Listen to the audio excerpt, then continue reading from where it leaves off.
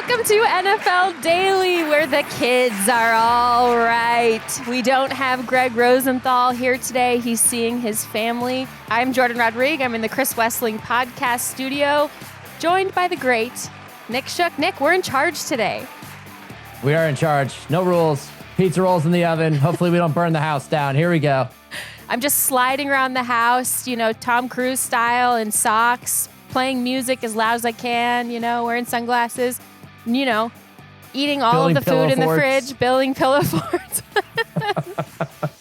It's crazy, Nick, because we have so much news to catch up on. If you've been listening to the feed, you've got a lot of great shows in the feed, 40s and free agents. There's some great Ollie Connolly episodes going over some of the draft prospects, but we haven't had a chance to really catch up and dive back in on the news. And I have to think that Greg has like a little FOMO because we have a pretty meaty news show today. Yes, and it is still the regular season, right? And yet he's not here to dive into this is the type of news portion that Greg would really sink his teeth into, like a nice steak. Maybe it's extra rare and just enjoy it. And yet he's not here. I know. So we're going to handle it. He's a newsman after all. And I think you could tell immediately who was in charge of organizing the rundown document today. Yes. Because I was in charge and I have deep and serious mental health issues about organization. So No. And as somebody who also needs things organized, clearly I like to bold things. I like to highlight things so that they're easy to find with my eyes while we're in the middle of the show. I appreciate this more than you would ever know. There are bullet points. There's bolded. There's things that are highlighted. It's all organized. It makes sense to my brain. And hopefully it produces a great show. It's got to produce a great show. I mean, we'll see. We'll see how it goes. Like, we'll play it by ear. I'm in the power chair. I had to lower it by quite a bit because when Greg sits in it, it's up very high. The man has a small torso. Let's get into New York Giants superstar defensive tackle Dexter Lawrence has reportedly requested a trade, according to the insiders. And that comes after what local New York reporters have said has been like some weeks and months of simmering tension between Dexter Lawrence and the front office. They kind of put a Band-Aid over it last offseason. Reportedly, he's gotten calls at the trade deadline as well, and he will not attend OTAs. This situation suddenly got very, very serious in New York. Yeah, and I don't think it really shines a positive light on Joe Schoen, the GM there, who is still there, despite them changing head coaches. Some people would believe that he probably shouldn't be there, but he is still there. This is the GM who was once, shown to let Saquon Barkley walk out of the door, much to the dismay of Giants ownership at the time. And then we all know how that panned out. And now we have this instance in which one of your pillars of your franchise, the guy that you gave a 4-year, $90 million contract extension to just a few years ago, no longer wants to play for you because it seems you guys can't come close to negotiating a new extension. He's 28 years old. He's in the prime of his career. He's got 2 second-team All-Pros to his name. He's got 3 Pro Bowl nods over the last 4 years. He just missed out this most recent season. And it's a guy that you should continue to build around. I mean, we've seen this team go through one phase to the next, transition after transition, and he's been there throughout the majority of it, drafted, in the first round in 2019 out of Clemson. And just now you look at it and you think, how do you let this guy, get upset with you? This is the guy that shores up the interior. You put all these efforts toward, getting Brian Burns and acquiring other guys to make this defense better. And yet the true interior of it is upset. So this is a deal that you got to get done, I think, if you really want to, keep this defense all together. But then again, we do see this when coaches change. Sometimes they're not their guy. And the front office can't get, on the same page as somebody with player representation. Then you end up in this situation where now he goes public with his trade demand, and we'll see if those phone lines heat up again, because I know Joe Schoen really probably wanted a lot in a return for him. And that's probably why they didn't get it done in the middle of the season last year near the deadline.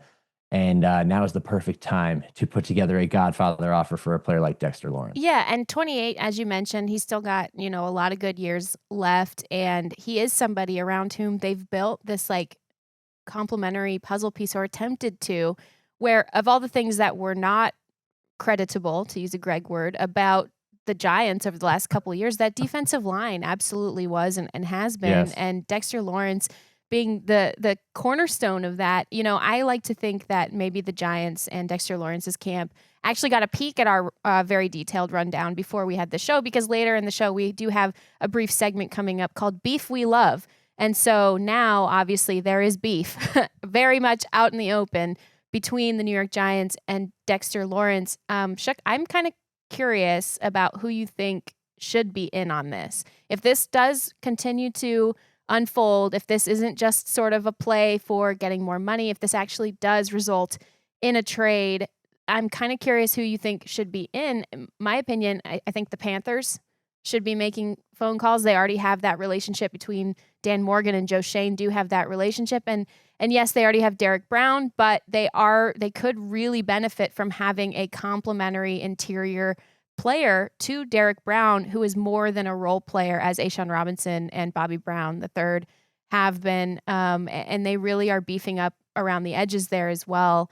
And I think the Chargers, who have a lot of cap space, should be a team that's making a phone call. I think the Bengals should be making a phone call. What do you think? Who do you think should be in on this? That's where I was going to go. So it's funny because the Panthers, so like I just did my first mock draft, came out last week, and I had the Panthers taking a defensive tackle in the first round, and you think, well, you have Derek Brown there. Well, let's get that complimentary, let's create a duo. Let's create a tandem. Derek Brown, who's an excellent pass rusher. Let's get a really good run stopper. I paired him with Lee Hunter from Texas Tech. Maybe it's a bit of an overdraft, right? But if you add a guy in like Dexter Lawrence, who can do pretty much everything on the interior next to a Derek Brown, suddenly you have one heck of a tandem in the interior that really shores it up, makes it into a brick wall of sorts. So that was a great pick. But I also thought the Bengals too, because as we went through remaining free agent fits a few weeks ago, I kept looking at the Bengals and thinking, okay, well, you signed Jonathan Allen, but how well is that really going to work out? It's still a weakness for you. You still need to make that defense better. Next to him, you got BJ Hill. It would be a massive upgrade to add a Dexter Lawrence to that group. And especially after, you look at what they have done at edge rusher, Trey Hendrickson leaves, they get Boye Mafe, but Boye Mafe becomes that much better if the guys next to him are stronger. I mean, that's really where he excelled as part of a bigger group in Seattle. So it only benefits the additions that you've already made by adding somebody else like that. The question is do they have the capital, or are they willing to give up the capital necessary to pry him from the hands of the Giants, which is why if you let this ride out a little bit and the negotiations continue to stall, and it sounds like they're nowhere near common ground with this right now, then maybe you get them at a slightly cheaper price. I mean, it is early April, but a deal before the draft still makes a lot more sense, maybe for the Giants than other teams. But as you construct your roster and try to, how you figure out the draft and where you target your needs, it would make more sense to get that done right now. But that's definitely one of the teams I agree with. And I like the Chargers as a good team too. Any team that you can really go anywhere, but I love the idea of beefing up defensive interiors. I think about some of the defensive interiors, like in Houston, for example. Not saying that they need this, but I love the idea of a defense getting even better. They don't have the room or the really what they need to make such a deal work. But I think about guys like Tommy Togiai making a difference. If you were to replace a Tommy Togiai with a Dexter Lawrence, that would be incredible. That's more unrealistic. I wonder if teams who were really invested, I think about the Patriots, for example, and obviously Milton Williams was such a difference maker for them last season. But I think about these teams that want to go from solid to great or already good, that want to go to better or be great. And I think about teams that potentially were getting trade packages ready for other players. AJ Brown, is still out there. And these teams, they game theory through what actually are we willing to give for premier players. It's not just receiver, defensive linemen. It's when front offices talk about this, they talk about what do we actually have resources wise that we are willing to put forward to premium players at a premier position, players who take an entire position group and change the math for that position group. And certainly that could be a conversation that's happening right now around the league. And I love it. And I just, Joe Schoen, you're in this situation again, man. It's set your clock to it. Set your watch to it at this point, Nick. I have one more team to toss out there too. I totally agree with everything you just said. What team fell apart in the middle of the season last year, partially because they missed their quarterback due to injury, but also because they couldn't stop a nosebleed in the defensive interior? It was the Baltimore Ravens. Ooh. And we still don't know exactly if Madubuike is going to come back. They say he's in good spirits mentally, but we still need to know physically coming off of that neck injury. That's been a big need for them throughout this offseason. I would love that addition there. That would be a headline grabber like Max Crosby was supposed to be. Oops. And I think it would make them even better up front. So that's my last team to throw in there. But I totally agree. Why, Giants, do you continue to find yourself in this situation year after year with all your cornerstone players? I think it's actually even worse.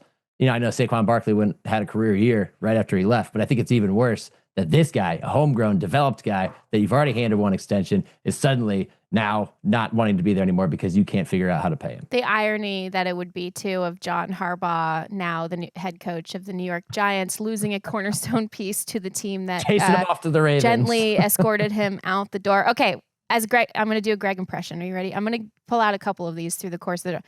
Okay, we got to move. Kirk Cousins to the Raiders. This happened last week. Kirk Cousins went to the Raiders. He's going to be in that bridge starter / backup role. It's $20 million guaranteed. The Raiders are not paying much of it. They're paying basically $11.3 million worth of this $20 million guaranteed over the next 2 calendar / team accounting years. Kirk Cousins still has a lot of flexibility in 2027 should he want to pursue another team elsewhere. But the Falcons and, oh my gosh, who am I forgetting? The Falcons are paying a significant portion of this and are on the hook for it. And it's a solid contract. He didn't want to play reportedly on the league minimum. I like this for the Raiders. Kirk Cousins, as he often does, kind of broke his own news with this great post on social media. It says the autumn wind for our listeners. He always sort of calls his shot right before the news actually breaks. But I really like this for the Raiders, who I'm going to be honest, they're kind of reeling me back in a little bit, Shook. Like, I don't hate anything about their offseason plan. Even the Crosby stuff, you really can't blame them for that over the long term. And I really liked their bucket of resources that they're pulling together to basically say, hey, all of this is going toward developing a quarterback, including having a really solid bridge starter who's going to be a mentor in that room to likely Fernando Mendoza at their number 1 overall pick. Also getting Tyler Linderbaum, resetting the market for him. It's costly, including using your number 1 overall pick. It's all costly, but to me, it's sort of priceless if the quarterback works out. Yeah, you're absolutely right. First off, that tweet at 6:11 a.m., I believe that's Pacific, but those are real dad hours. Psycho hours, yeah. Yeah, so good for him. That fits his persona. I felt like we could see this coming for a long time. And not only did Clint Kubiak say it during the owners' meetings that, he preferred a mature quarterback to come in and lead, this team and this offense in year 1 and not throw the rookie in there because we all expect them to select Fernando Mendoza with the 1st overall pick. He kind of signaled it at that point. And it was funny because it was in this weird period. Greg and I discussed this on the show, I believe, that day, which was that it was this weird period in which Kirk Cousins was suddenly wanted by 4 teams. Like Matt LaFleur openly said that they were looking at him. Sean McVay openly said that they were looking at him. And then Clint Kubiak thinly veiled reference to Kirk Cousins wanting him to be that guy. And then so a couple of days later, of course, this deal materializes. And it makes all the sense in the world if you look at it from a 1-year deal. A 1-year deal in which he makes $20 million. Obviously, it's much larger than that, but we know that a lot of this is just constructed, with outs and everything else, offer a quarterback a lot of flexibility. It's actually pretty similar to what the Falcons did, which was the sign that they were moving on from him, where they moved his void year, or his void date, I think to the 5th day of the league year, essentially giving them a deadline to move on from him. Raiders kind of do the same thing, give themselves and Kirk Cousins a deadline to move on from each other a year from now, but it answers the biggest need going into Clint Kubiak's first year as head coach of the Raiders, which is that I get the veteran that I can trust to operate this offense and set the foundation, and I don't have to throw the rookie in there behind an offensive line that was terrible last year and has received a lot of investment, but still needs time to gel. You give yourself room to figure all this out and put all these pieces together instead of, potentially damaging your number 1 overall pick. So it makes a ton of sense. And it's good for Kirk, who is the all-time bag getter. He's getting another bag this year with the Raiders. He's going to get an opportunity to continue playing. I thought he played well enough with the Falcons last year to deserve such an opportunity. Now he lands one. And a year from now, we could be talking about Kirk maybe saying, you know what? This is the final chapter of my career. I passed the keys to Fernando Mendoza. I did my job as a veteran. I gave him all my wisdom gained from my many stops in the NFL, and now I'm going to stroll into a TV studio with all this money in my pocket. And I think it'd be a perfect final chapter for him. It's all just preparing for the inevitable Cousins-Shanahan broadcasting duo coming to whatever network will exist at that time. So it's interesting. I like this with the contract too. I like how they did this. It was collaborative between both teams because Kirk will still make that $10 million roster bonus or the $10 million bonus next off season. It's sort of lumped into this initial very low cost for the Raiders, where he is technically making the minimum for them this year. But I think if you look at overall what Kirk's accounting will be before he puts in for what will likely be a significant, taxes during that season, every league year, it basically all gets pooled into the same money. And so this is interesting, the way that they're saying you will be making $20 million over these 2 calendar seasons guaranteed. It's just going to look a lot like backup quarterback money to start, and functionally for the Raiders. And I like that, because it's a nod of respect and a sort of a, hey, if it does turn out that, some catastrophe happens, injury, or maybe our young quarterback isn't going to be as ready on time, you're giving him a little bit more of a nod on the back end of such a deal, and then also giving him the flexibility in case he does want to keep playing it. When I was hearing about Kirk in the offseason and where's he going to go and all these things, and sometimes, by the way, my theory is sometimes it's some of these coaches who like him so much are putting in the juice while they can, and the favors, because one day maybe they will need him.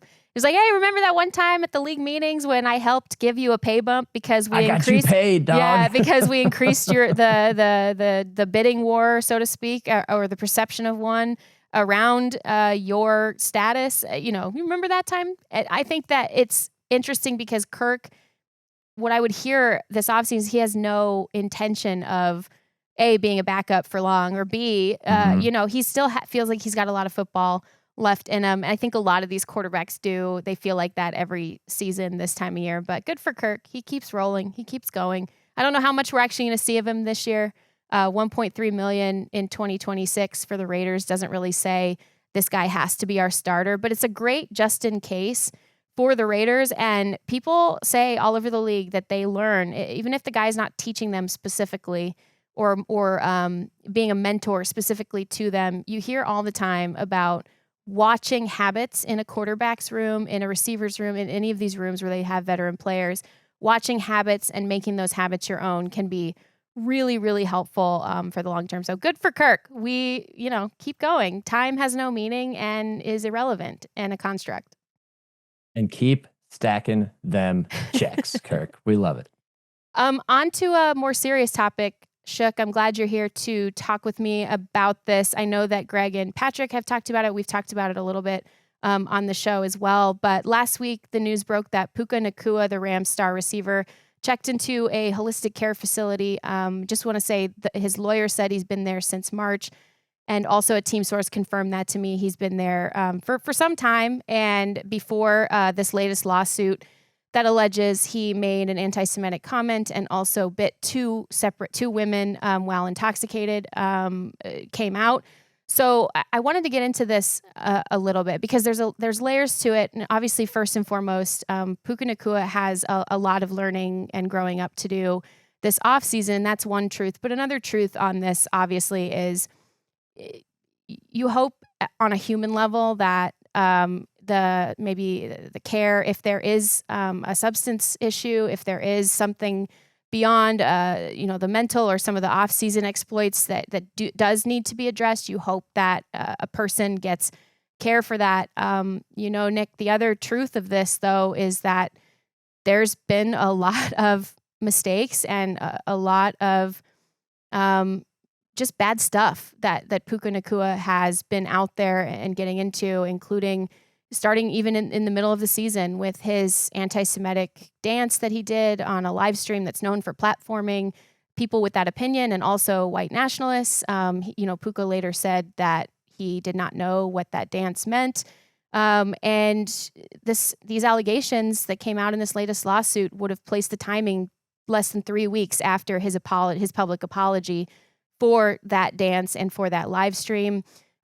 This is concerning on a number of levels. First and foremost, I really appreciated what Patrick said on a previous show, that your actions are going to have to speak louder than any issued statements, than any sort of team leaking things or team putting things out there or anything like that. The organization has been supportive of him getting this help and being in this facility. He did it of his own volition, to my understanding, but the organization was glad he did after increasing concerns about his well-being. And there is a lot of work to do and a lot of a lot of actions I think needed to show that these were mistakes, because your actions are going to speak a lot louder than even your play on the field. Yeah, absolutely. So the incidences also happened in relatively quick succession, which is really a very alarming reality for the fact that, we remember what happened the live stream, thing, and then that was during the season, and then this happens, like you said, less than a month later. And what it kind of speaks to for me, when I try to analyze this again from the human perspective, like you said, you want somebody to make sure that they get the help that they need or the direction that they need, whether it's team provided or outside, somebody within his circle, instead of being surrounded by yes men and enablers and everything else. And it seems like maybe that's the path that he's on. But I think about it from a human perspective because I try to understand, how could you suddenly do all these things back to back and just make these mistakes? I have to make sense of this one way or another. And what I think it really is a product of a guy who came into the NFL and took the league by storm. He was not a household name. He was not a name that arrived to the Rams with great expectations, and within just a couple of seasons became a superstar. And I think oftentimes when fame hits you so quickly, you don't know how to handle it. Most of us are not equipped to handle fame when it hits you that quickly. That is not an excuse for what he's done. But when you try to make sense of why somebody will act the way they are and so destructively, relatively speaking, within such a short order, that kind of makes some sense to it. But how do you then counter that? You counter that by being guided by people who have your best interest in mind and aren't just trying to, take a little bit from your tree or take a little bit from your pockets. And it seems like maybe he's on that right track now, going into the holistic care facility, and the Rams apparently, realizing this is a serious situation and that they're going to hold him to account and that they're not just going to let this continue to happen. The hope then is that this is the first step toward doing more of the right things. And again, backing up your words with actions, because words, like you said, they really don't matter. Anybody can have a PR team craft a statement that sounds fine, but if you go out and make another mistake, all of that disappears. So you hope this is the first step toward the right direction, but I think it does speak to, how success and fame can derail somebody pretty quickly. And you just hope that they have the right support system around them to get them back on track and prevent these sorts of mistakes from happening again. And then if you look at it from a football perspective, he is at that point in his career now where you are talking contract extension. You are talking about your first big payday, and that can all be affected for, if he continues to make mistakes. So as of now, it's good that, he ends up, checking into this facility on his own volition. We'll see, again, it's cautious optimism, I think. And you hope that he doesn't repeat these mistakes and that he learns from them. Yeah, I think like I mentioned, and you said, this very well said, Nick, two things are true here. It's good to seek help and to get the help that you need for whatever issues you are experiencing in your life. And he's done so. Again, he's not a kid. No matter how many times Sean McVay refers to him as a kid, he is not. He is an adult man with a child. So he had the autonomy to go seek help, and he did. So I think that's one thing that is true here. The other thing is that accountability is not a one-off thing. Accountability is a lifelong thing. I think a lot of us understand that and know that. And this is something that the Rams, I think more so, just in my understanding and sort of my conversations, the Rams more so than certainly they did in season, where there was he wasn't punished. There was no internal suspension. There was nothing. And Sean McVay even came out and praised him after that game for his on-field performance, just right after that streaming incident and trying to get the streamers into the building and all those things. Now, I think that it has intensified internally, that necessity for accountability. I think a lot of his fans probably feel the same way, that accountability is necessary. And so that's not something you just know is going to happen immediately. It's a series of actions. It's a series of steps. It's a life of growth and a life of understanding your platform and a life of understanding what you mean to people and who you are to people who celebrate you for what you do on a football field, but ultimately will remember you for everything, including what you do off of it. So with that, the Rams, to me, have in my opinion and my understanding, have made it pretty clear what the stakes are here. Even to the point where, what's interesting about this to me, Shook, is that they don't do early extensions until training camp anyway. So they have naturally given themselves a cushion to see whether or not he is progressing in a way that's, like, first of all, healthy, And second of all, that suits their standards of the mantle that they would say someone of that status on their franchise would have to carry. So they have time. So that's the first interesting part of this to me. And second, this is not a team that typically has used the franchise tag in the past. But what if they think they need more time? What if, like I said, they believe that accountability is a long series of steps? And it's not just how does he appear when he shows up to the facility? It's also, I think it's a 2-step process just to get back toward getting on the right track, which is one, looking yourself in the mirror and admitting your faults, admitting your mistakes, taking that accountability with yourself. And then it's also about who you surround yourself with. And I think that's where the Rams could probably find some clues as they have this cushion and see how long they want to ride it out. Who is he surrounding himself with when he's not at the facility? Who is he leaning on? Who is he turning toward? I think back to, what was it, a couple of years ago where they talked about the workouts in Cooper Kupp's yard or whatever and throwing up in the yard. That was a good sign at the time. That you need more of that. You need to be surrounded by people that can guide you in the right direction and not lead you, down these roads of mistakes that you've traveled down far too often recently. It's going to be something. We don't know the results now. And OTAs are set to start. His lawyer has said that he will be participating in the team's offseason programming.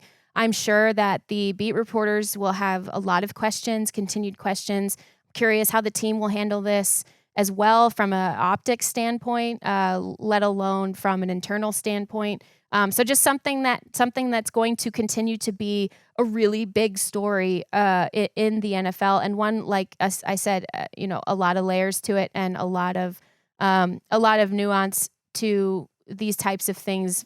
Where what you see externally is not always what's happening internally. I want to move on to Travon Walker, a player who I know we both like quite a bit. He just agreed to a 4-year, $110 million extension with the Jacksonville Jaguars. That includes a reported $77 million in guarantees and $50 million guaranteed at signing per our pal rap sheet. What do you make of this extension, first and foremost, Shook? And what does it say about this Jaguars defense and what they believe they are building moving forward? We are in the sunniest, most optimistic, everything is flowers and sunshine and candy period that the Jaguars have seen in a long time, because they're coming off of a very strong finish to a regular season and disappointment in the playoffs, but every reason in the world to believe that the best is yet to come. So it makes a lot of sense that they sign one of their key guys on the defensive side and also confirm their former pick, first overall pick, in Travon Walker by handing him this deal. But it's not like this is just a handout, because it's not. Over the course of his career, he's got 27.5 sacks. He's got 10 sacks in 2023, 10.5 in 2024. And yes, he only had 3.5 last year, but he still made a difference. He still made an impact over the 14 games that he played. If you are constructing your team for the long term and you're figuring out and identifying exactly who are the key parts of your squad as you try to continue to build toward the ultimate success and the ultimate goal, which is winning a Super Bowl, now is the time to do something like that before he enters the 5th year of his rookie deal, and you lock him up. You lock up a guy that is going to be the future of your edge rushing department, because Josh Hines-Allen, for as good as he is not as young as he once was. And in the meantime, you have both of them getting after quarterbacks, and it keeps one of your guys at a relatively affordable rate, given what the edge rushing market is right now, with the hopes that he outperforms that contract within the 4 years that he'll be signed to it. So it makes a lot of sense. I saw that you put a little note in there that the Jags got cute in the contract structure by giving him 27.5 average annual salary, which is equal to his career sacks of 27.5, which, all right, that's sweet. I like that. That's cool. Nice little nod. But what I really like most about him is he's not the cleanest, most polished edge rusher. He's not an absolute force right off of the snap and just wins immediately. Like, I don't know, you think about a Myles Garrett or some of the most premier edge rushers. But what he does, and what I think really bodes well for his long-term success with the Jaguars, he never gives up on plays. He is, every highlight you find of him, rarely is it an immediate victory. Every once in a while, he'll get into the chest of a tackle and knock him off his platform, run right through him and get the sack. But a lot of them didn't win initially, continues fighting, and finds his way to the ball. And he just does it over and over and over again. Sometimes it produces a turnover. There's the one time he recovered a fumble and took it back for a touchdown in Philadelphia. It's just all the signs that you want from a guy. He's not taking those plays off. His motor is relentless on these plays in which he makes a difference. You hope that that is the foundation that he builds upon and really lives up to this contract. And that's why you sign him to a deal like that. That's, relatively affordable given what the market is, and you hope that it ends up being a cheap deal in the larger picture. Yeah, I think the Jaguars are smart. They're looking at things beyond some of the premium numbers that we often look at with pass rushers. His sack totals are respectable, obviously, but they're clearly paying him as a second effort player, which tells me that they do have a construction idea of what they want to do moving forward. A second effort player like Travon Walker often lends well to a very, very creative first effort player, who the second effort player has to and truly has a sort of a knack for understanding how to bounce off of whatever that player is doing. Something that Liam Cohen, by the way, saw over and over and over again. He mentioned at league meetings he really wants to have a situation with Travon Walker similar to that he used to see with Aaron Donald, who is one of those initial effort, second, third, and fourth and fifth effort players who they used to have to kick out of practice because he was just abusing the guards too much. This is how the veteran rest days, by the way, came to be for Aaron Donald, who's never needed a rest day in his entire life. They would assign him veteran rest days because the guards were not getting enough actual work in because they were setting and panicking the entire time. And so that's what Liam Cohen wants to see out of Travon Walker, and certainly because he has such that knack and that ability to pursue even after the first contact on a play, he is able to have that creativity. They could basically, over time, Shook, you mentioned it, Josh Hines-Allen is great, but over time, whoever they plug in with him, he is going to be able to play off of them because of that particular and very specific, as they would call it, superpower that he does have. And next up on their list, I think, is extending Parker Washington, who we love on NFL Daily, really came on middle to late last season. And Brenton Strange, who had a little bit of injury issues, but is certainly someone around whom a lot of their offense is designed as a sort of a hinge player in the passing surface and in the running surface too. So that's the Jaguars, who, probably were feeling a little impatient because they didn't go out and do a bunch of splashy things, but they're sort of now taking a step back, playing the comp pick game this free agency and trying to build sustainably instead of sort of chase outliers, which in the best way their first season under Liam Cohen was. Yeah, super exciting for them. Sometimes when you look at your roster and you see the success you had, you just think, okay, I like most of what we had. Now let's start paying some of our own guys, make small ads here, small ads there, and continue building toward our greater goal. And look, as somebody who was not necessarily a big believer in what the Jaguars were putting together a year ago, I was so wrong. And I'm so happy to be wrong because I think they're on the right path forward. And it obviously all hinges on their quarterback and how he plays, but he played so well the back half of last year that I'm just like, I'm all aboard, baby. Let's go. Jags, go win the South in 2026. I know. I love it. I'm biased, obviously, but yes, I love it. I do feel like Greg sitting in the power chair. I just got a producer text from Eric behind the glass. We're honking too much, Nick. We're honking. That doesn't surprise me at all. It doesn't surprise me at all. This is just a look at our conversations when Nick and I actually do get to see each other at these league events. All we do is sit there and talk about things we're interested in, which we are interested in, but we know a lot of the population is not. Okay, here are some small news tidbits. The NFL announced in a little bit of a Friday news dump last week that its investigation into Chiefs receiver Rashee Rice has concluded. In their words, they found he has not engaged in conduct that violates the personal conduct policy, end quote. So as of now, he will not be disciplined by the league. Rashee Rice obviously was previously accused via lawsuit and social media posts by the mother of his two children of repeated assault. The NFL additionally said that its investigation into those allegations by her has concluded. And the great, the legend, the 5-time Pro Bowler, 2-time All-Pro. Again, I cannot believe that Greg does not get to opine about this here today. Stephon Gilmore, longtime Patriots cornerback, pride of Rock Hill, South Carolina, pride of the Carolinas region overall, has retired. I'm going to read in short part of his statement. To my first love, football. As a young, scrappy kid from Rock Hill, South Carolina, with humble beginnings, the eldest of 6, you gave me focus, opportunity, strength, and friends to last a lifetime. He goes on to thank his wife, his children, his coaches, and the fans, and says he's excited about his next chapter, which could include scouting or coaching or pretty much do whatever you want to do, Stephon Gilmore. Like, you earned it, man. Yeah, he earned it. And what a career that he had. Started in Buffalo, proved himself as a very physical corner, willing to get his nose dirty. And he did it plenty early on and throughout his career. And then wasn't the right fit for Sean McDermott and co when they showed up. And so he said, you know what? I'm going to go play on the other side of the rivalry in the AFC East. I'm going to go play for the Patriots. I'm going to go win a Super Bowl with the Patriots. And he stayed there for 4 more years. That's where he really peaked, hit a couple of first-team All-Pros, 4 Pro Bowls, and then he went back home to Carolina, an abbreviated appearance because of a quad injury that led to his trade from the Patriots to the Panthers, then became a mercenary, as many do, and finished on a strong note. Heck of a career. One of my favorite guys to watch when it comes to just a highlight reel because of how physical he played. He was a guy, again, that was not afraid to get his nose dirty. He got in there. He sacrificed his body. He laid it all out there on the line over 13 years. A retirement that is well-earned, well-deserved.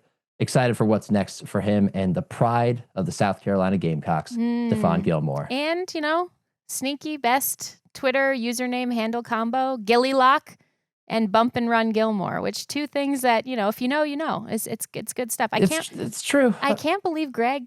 I would really love a Greg monologue about Stephon Gilmore and like the interception in the Super Bowl. Against Greg the could Rams. just talk about it's 10-3. The Rams are driving. It's the lowest excitement Super Bowl in ages. But who provides the final juice? Stephon Gilmore picking off Jared Goff to lock it up. Here, wait, I got another one coming.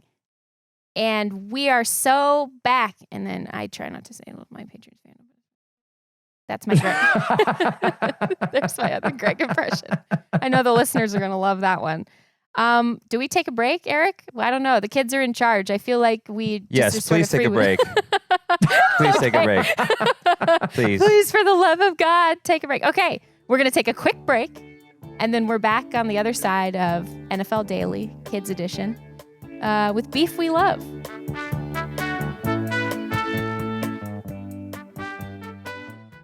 Nailed it.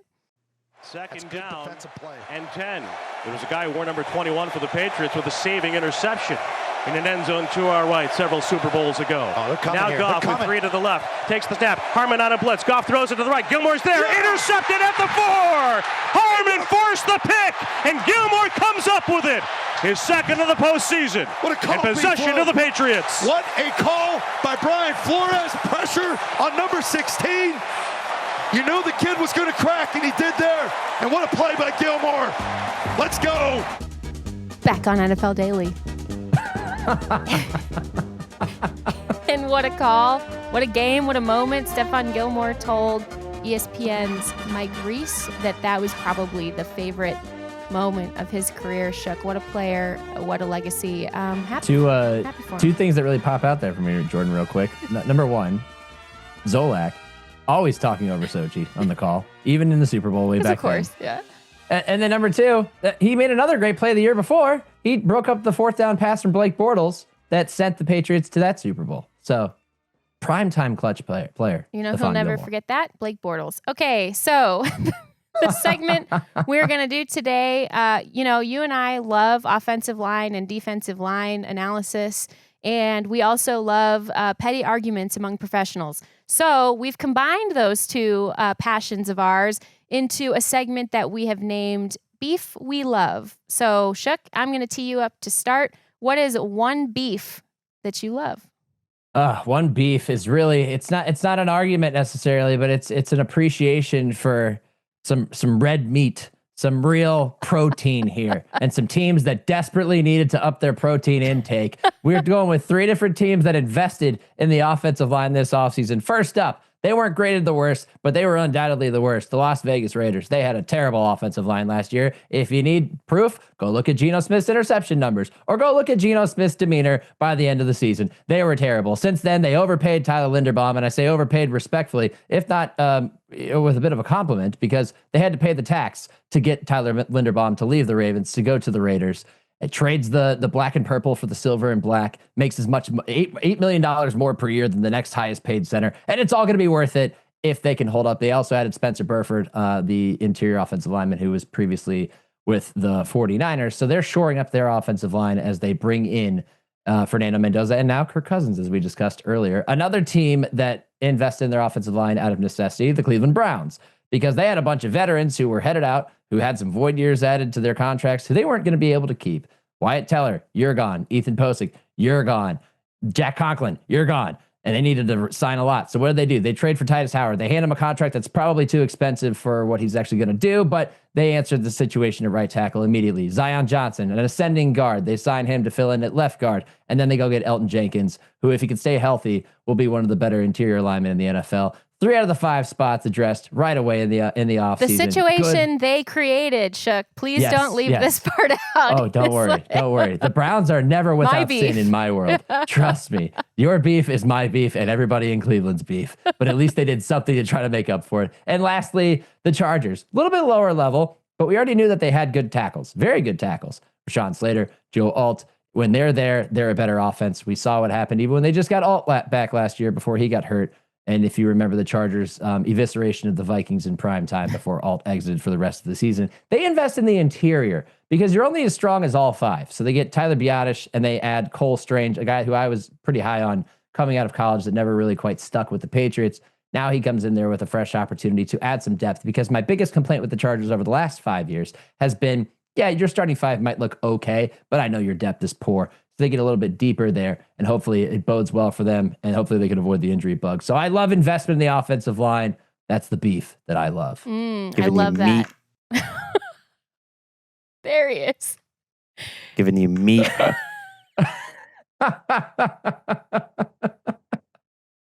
like, oh, Greg, thank God you're not here. It just slides in. Oh my God. Giving you meat. We're off. Okay, one thing I wanted to say about the Chargers is they did bring in Butch Barry as their new offensive line coach, who got the most out of like some maybe players that the fan base and certain talent evaluators are maybe a little bit more skeptical on, but over time really got some great play, helped identify, their star center who's out there now. I like that, because if someone's going to, kind of take a player like Cole Strange, who a lot of these zone teams were high on, that draft that he came out, I think it was 2022, really, a lot of these like teams that wanted to run like more of a stretch zone or a wider middle to outside zone, they thought he had good movement skills and good technique. So we'll see if that goes well. My first beef that I love, let me be clear. I love the Panthers' continued rebuild of their defensive line. I don't think they're done. We mentioned at the top of the show, so we don't have to go back in depth over like how much a great addition to Derek Brown's already formidable presence on the inside would be if they brought in a really good partner for him. I like that they added Jalen Phillips. I know there's some risk there with the injury history, but he's so young. If he can stay healthy, I love this juice on the outside. I already liked the way that Nick Scorton started to come along at the end of last year. I think partnering him, taking some of the onus off of him to be the guy will really help set him up in a complementary way.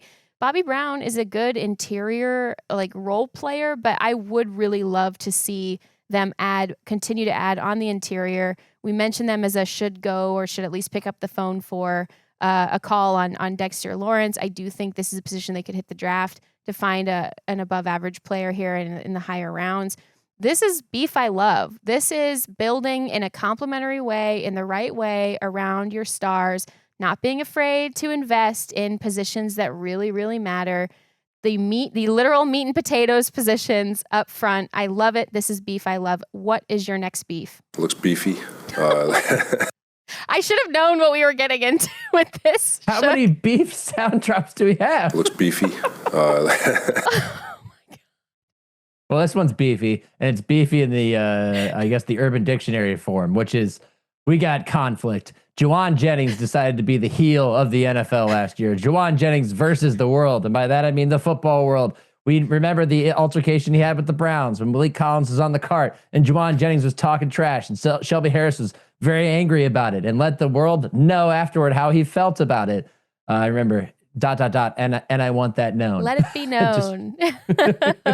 And I want that known. We do still know, Shelby Harris, how you feel about Jauan Jennings. But then he took it a step further. They're playing against the Colts in prime time. He scores, and he goes up to the fans near the end zone in the seats, and he acts like he's going to hand him the ball. And then he goes, psych, and keeps it for himself. And you can hear an audible, oh, disappointment. Jauan Jennings, the heel of the NFL. But the funny thing is, it all comes back around eventually, because we are now at April 6th, 2026. And guess who is still unsigned? Jauan Jennings. And if you Google his name, He's the darling of every team that still wants a receiver. The team blogs, they all want their team to go after Jauan Jennings. One quick Google search today listed the Saints, the Falcons, the Titans, the Chargers, all as candidates who should definitely, absolutely go sign Jauan Jennings. But maybe it's a difference in money. That seems to be the vibe right now, that maybe he wants a little bit too much, which again is the perfect capper to a beef, because it's Jauan Jennings versus the football world, and now it's financial too. I love that one. That was such a fun arc to follow. I wonder if he's starting to be on like the Chauncey Gardner-Johnson path a little bit. Where that was my next candidate. He'll be a little bit more of a mercenary, but like a highly entertaining one who will give you some really, really valuable snaps, but then perhaps not be on your team like the next year. Anger your entire coaching staff, yeah. Who then will come back around 5 years later and re-sign you. And sign you again. Yes, so I love this for him. He will always be cashing a check once he does get signed. That's a really good one. Shook, for my last one, I'm calling this a beef to remember. Beef we loved among coaches in the 2025 NFL season. My memory was refreshed on this as I went to league meetings and watched specifically who was not talking to each other. So, Matt LaFleur of the Green Bay Packers and Ben Johnson of the Chicago Bears. I love this type of rivalry. I need this rivalry to continue. This is good for the sport. It's good for the NFC North. Let's see who else jumps in. Oh, wait. Dan Campbell of the Detroit Lions, perhaps against Ben Johnson of the Chicago Bears. Guys who once worked together, who Dan Campbell had to spend an entire season last year answering questions about the departure of his former offensive-minded genius to the Chicago Bears in the same division. And finally, probably our favorite of the entire year, Liam Cohen versus Robert Saleh, again in the same division. Liam Cohen and Robert Saleh famously had the on-field confrontation mid-season last year, and that was so early in the season. I'm kind of wondering what pops off here in the middle. Noted that they were standing on complete opposite sides of the coach's photo, but apparently both did attend the Jay Glazer day drinking session, so maybe some bridges were healed at that point. This is a beef to remember. They did say that they've mended fences and put that in the past. I think Robert Saleh, even like 2 days later, apologized, said he wished he would have used some different words when describing their very effective legal sign stealing operation that they had there. He's like, I meant it as a compliment. Yeah, I don't believe that, but they did say they've joked about it since then, right? We'll see what happens when they meet on the field, though. Maybe that animosity could bubble back up now that they're in the same division. I love it. I am issuing this challenge now to all the coaches and all the coordinators, frankly, because we need more, middle to lower tier beef as well. I think all of you should fight more, frankly. I think that It's good for the sport. I think it is better for the sport and the competition of the sport if you just start letting us know how you feel. I was watching some of the earlier seasons of Top Chef recently, and I noticed that they're all so much meaner to each other, to their faces, in these earlier seasons because they are so highly competitive and so at the top of their game. And you know what? It makes for a great show. Top Chef has never once fallen off, in my opinion, but they're all so nice to each other now. You guys want to kill each other in the kitchen. Come on. I need more beef. I need this to be a thing. Looks beefy. I'm not a fan of post-game hugs.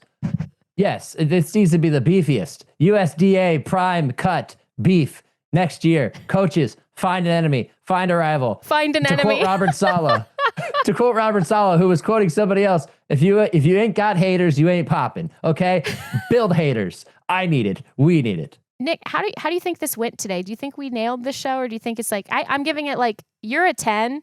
I'm giving my own effort like a 5 or a 6, Well, Jourdan, one of our many commonalities beyond our love for trench play crippling and self-doubt. Offensive and defensive line is both crippling self-doubt and the inability to properly accept a compliment without feeling excruciatingly awkward when receiving it. So I am going to deflect back to you, and we can go back around in a circle all day. Let's I not. think you were End a 10, the show. and I was whatever number you were. End the show. Play the music, Eric. We don't want any more texts from you about how long we're taking to talk.